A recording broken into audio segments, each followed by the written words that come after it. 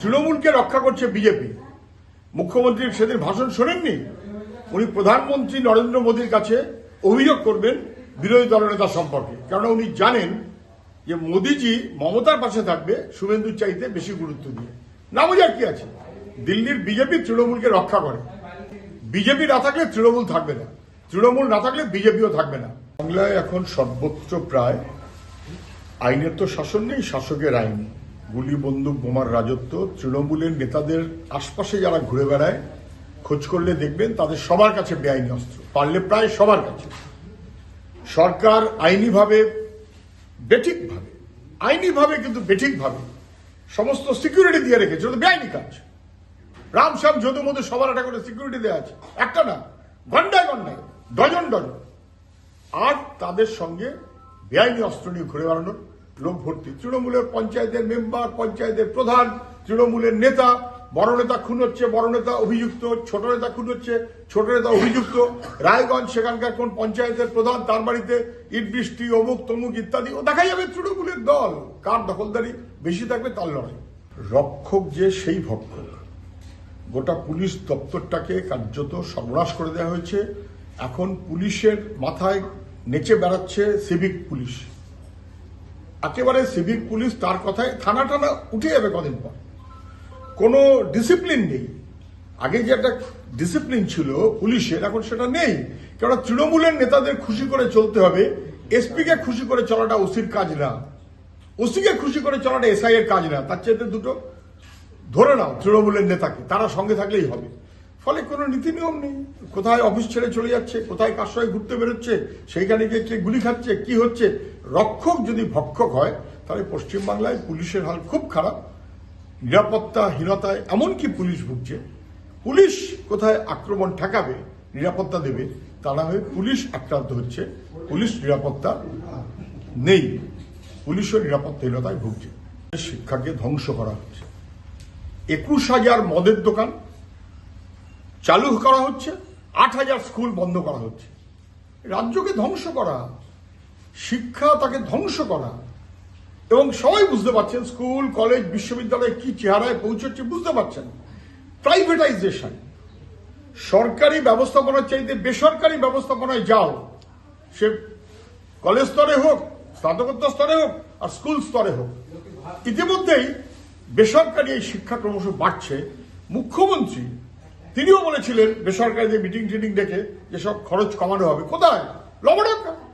সরকারের যা নির্ধারিত রেট, সরকার অনুমোদিত স্কুল, তারপরে বাড়তি টাকা নিচ্ছে কেন? কি করে নিচ্ছে? কি করছে পরিদর্শকরা? কি করছে শিক্ষা দপ্তর? Is a failed state. এডুকেশনকে ধ্বংস করছে। মহাকুম্ভ বলে যে কারবারটা বিজেপি করছে, ওটা একটা ব্যবসায়িক কাজ হচ্ছে। ওদের অনেক লক্ষ লক্ষ কোটি টাকা নাকি ওদের ইনকাম হবে। 300 কিলোমিটার লম্বা লাইন, একের পর এক আগুন, তারপরে স্ট্যাম্পেড, মৃত্যু। এবং সেই মৃত্যুর তথ্যকে সরকার গোপন করেছে, অস্বীকার করেছে। মহাকুম্ভটা মৃত্যুকুম্ভ কিনা মানুষ বুঝতে পারবে। মানুষের না বোঝার কি আছে? মানুষ বুঝতে পারছে যে কুম্ভ বা মহাকুম্ভর নাম করে আসলে মানুষের আবেগকে ব্যবহার করে বিজেপি যা করতে চায় সেই কাজটাই বিজেপি করতে চাইছে। ওটা দেশের মানুষের জীবন জীবিকার জন্য নয়। ও কে অখিলেশ, কে মমতা, কে রাহুল গান্ধী, কে নরেন্দ্র মোদী, আসলে দরকার হচ্ছে মানুষের জীবন জীবিকার লড়াই। শুভেন্দু মাঝে মধ্যে যেটা বলে যে কম্পার্টমেন্টাল মুখ্যমন্ত্রী, আমরা ঠিক এইভাবে শব্দগুলো বলি না, কিন্তু তো ঠিক যে মমতা ব্যানার্জি নিজে ঘোষণা করে দিলেন তিনি নন্দীগ্রামে দাঁড়াবেন এবং দাঁড়িয়ে হারলেন বলে ভবানীপুরে আরেকবার বাড়তি ভোট করালেন মানুষের টাকা খরচ করিয়ে। শোভনদেবকে ফেরত পাঠিয়ে দিলেন খর্দায়, নিজেকে দাঁড়িয়ে পড়লেন ভবানীপুরে। সেই ভবানীপুরেও কিন্তু নানান নির্বাচনে দেখা গেছে তৃণমূলের সমর্থনের হ্রাস পাচ্ছে। নেহাত এই নানাবিধভাবে ভোটের কারুকার্য করে কোন রকমে জেতে তৃণমূল অথবা জেতে বিজেপি। তৃণমূল কারণই ভবিষ্যৎ খুব ভালো এটা হতে পারে না। ওরা মানুষের জীবন জীবিকার যন্ত্রণায় নেই। একবার আমাদের দেশ ভাগ হয়েছে, বাংলা ভাগ হয়েছে, এবং তখনই কমিউনিস্টরা বলেছিল যে সবচাইতে বিপদ হবে বাংলার শিক্ষা, সংস্কৃতি, ভাষা, অর্থনীতি বিপন্ন হয়েছে বাংলা। আজকে যারা বলছেন বিপন্ন হয়েছে বাংলা, এই বাংলার চেহারা ছিল না। বাংলা গোটা দেশের মধ্যে আর্থিক, শিক্ষা সমস্ত ব্যাপারে এগিয়েছিল। যারা বাংলাকে ধ্বংস করার ব্যবস্থা করেছেন বছরের পর বছর ধরে, তারা হঠাৎ এখন কুমিরের কান্দা করছেন কেন? একটা গান রাজ্যের নামে হয়ে গেলে রাজ্যের উন্নতি হয়? রাজ্যের নামে একটা কি পতাকা হয়ে গেলে রাজ্যের উন্নতি হয়? রাজ্যের নামে একটা সংবিধান মতন করে তো পারলে মমতা ব্যানার্জি চলছেন, আইনের শাসন নেই, শাসকের আইন, ওটা ওনার নিজের তৈরি, যেখানে অপরাধীর পাশে দাঁড়াবে পুলিশ এবং প্রশাসন। ভয়াবহ। ফলে যে মমতা ব্যানার্জি একসময় উত্তরে কামতা, দক্ষিণে মমতা স্লোগান দিয়েছিলেন, তিনি বাংলায় এই বিভাজনের রাজনীতির অংশীদার ছিলেন।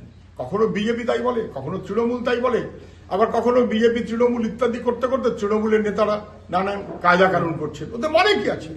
একটা আলাদা গান অথবা আলাদা পতাকা, তাই দিয়ে রাজ্যের অগ্রগতি হয় না। অগ্রগতি হয় শিক্ষা, সমাজ, সংস্কৃতি, স্বাস্থ্য, কাজ, এই ব্যবস্থাপনার মধ্য দিয়ে। শিল্প, এসব ব্যাপারে তৃণমূল লবডঙ্গ। পশ্চিমবাংলার পরিবেশকে ধ্বংস করা হচ্ছে। সুন্দরবনে যান, গাছ কাটা হচ্ছে। গ্রাম এলাকায় যান, বনসৃজনের গাছ সহ নানান গাছ কাটা হচ্ছে এবং তাই নিয়ে ব্যবসা করা হচ্ছে তৃণমূলের নেতারা। শহর কলকাতায় একটা প্রকল্পের নাম করে গাছ কাটতে পারলে যেন খুশি হয়। ওয়েটল্যান্ড এলাকা সর্বনাশ করে দেওয়া হচ্ছে, বেআইনি সমস্ত ভরাট এবং বেআইনি নির্মাণ। তাহলে গাছ কাটার একটা রাজস্ব যজ্ঞ চলছে আমাদের রাজ্যে। এটা খুব বিপজ্জনক। পরিবেশকে সর্বনাশ করা হচ্ছে, ধ্বংস করা হচ্ছে। সরকার অথবা কর্পোরেশন এই ব্যাপারে চোখ বন্ধ করে রেখেছে। ন্যাশনাল গ্রিন ট্রাইব্যুনাল ছাড়া, এবং তার কাছে সবাই যেতেও পারছে না, ন্যাশনাল গ্রিন ট্রাইব্যুনাল ছাড়া কেউ নেই। রাজ্যের পরিবেশ দপ্তর কি করছে?